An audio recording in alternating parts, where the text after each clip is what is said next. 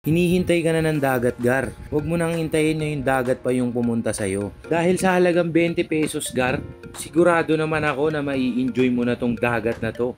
Sulit na sulit dito yung 20 mo, Gar. Ano pang hinihintay mo, Gar? Tara na sa Cavite, Gar. Alam mo ha, at bumiyahe na nga tayo dyan, Gar. Madilim pa lang yan, Gar, kasi gusto nating makaiwas sa traffic. Nagkita nga lang pala kami ng tropa kong si Cesar dyan sa may kanto namin. Dalawa nga lang pala kami babiyahe ngayon, Gar.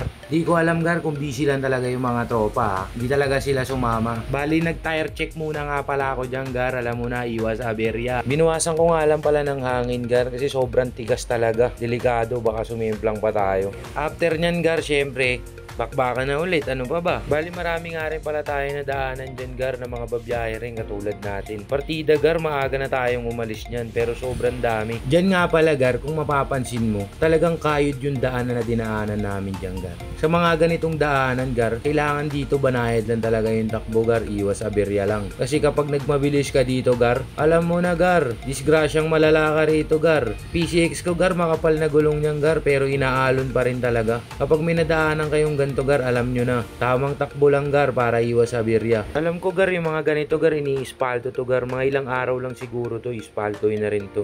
Nagpagas nga lang pala ako dyan, Gar. Bigla na lang ako napalingon, Gar, dun sa magtotropa. Isang drawing na naman ang natuloy, Gar. Ano nang gagawin nyo, Gar? Kulayan nyo na yan. Last year pa yung set nyo na yan, Gar. Tignan nyo naman sila, oh. Kinukulayan na. Sayang ang motor. Panaik na rin nga pala kami nyan, Gar. Ganda ng arko ng naik, Gar. Solid. Ito na, Gar. Maragondo na, Gar. Pero medyo madilim pa dyan, Gar, nung dumating tayo. Hihinto rin nga pala tayo nyan, Gar, at magpapaliwanag muna sa gilid para makakuha nga tayo ng mga gandang clip sa drone.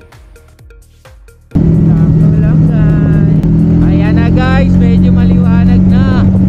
At dyan, Gar, makikita mo naman kung gaano kaganda yan. Sipate mong maigi, Gar, para mas lalo kang mainggan yung puntahan. Ganyan kaganda rito sa Maragondon, Gar. Maya-maya lang nang marating natin tong kay Biang Tunnel, Gar. Naimiss kasi nung tropa natin yung kapatid niya eh. Nandito daw yun, Gar eh. Kaya hinanap muna namin para sa kanya. Siyempre, galing pa kaming Manila, pinagbigyan ko na. Ano masabi mo sa mga kapatid mo, pre? Matagal din yung hindi nagkita. Nakataktira na after 15 years ata.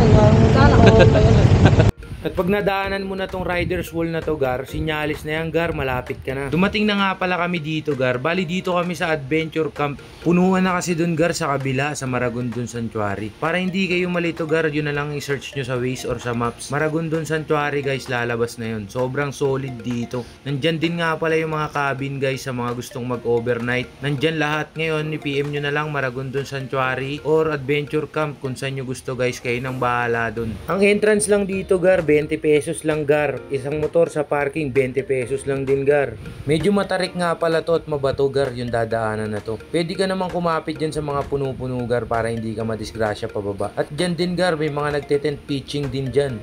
Kayo nang bahala kung saan nyo gustong pumuesto. Nakaka-arkela din ng mga tent dyan sa mga walang tent. Umakyat nga lang din pala kami dyan, Gar, sa mga mambato na yan kasi magpapalipad kami ng drone para hindi masyadong risky kasi nga ang dami rin talagang tao nung araw na yan. Tamang sisid nga lang pala ako dyan, Gar. Kala mo talaga magaling lumangoy. Pag ikaw pumanaw, sige ka. Kita ko nga rin pala dyan, Gar, yung mga kapatid ni Nemo. Susundan ko sana dun sa tirahan nila, Gar, kaso nagsabi yung isa baka magalit daw si Jezebel. Tignan mo naman, Gar, kung gaano naman kalinaw yan. Sige nga, sabihin mo sa akin ngayon kung di sulit yung 20 mo. Kung ako sa inyo, mga Gar, di ko na palalampasin ngayon sa Hammer to, Gar. Napakarami rin nilang mga cottage dito, Gar. Kayo nang bahala kung saan pwesto kayo pwesto. Pero sobrang dami ng pwede nyong pagpilian, Gar. Yung iba nga rito, Gar, doon na nag-tent pitching sa mga batuhan. Yung tipong paggising mo, Gar, pwede ka na kagad tumalon. Hanggang dito na lang, mga Gar. Ano na? Huwag nyo nang pag-isipan. Follow and share na rin, Gar, para sa marami pa nating videos. Peace!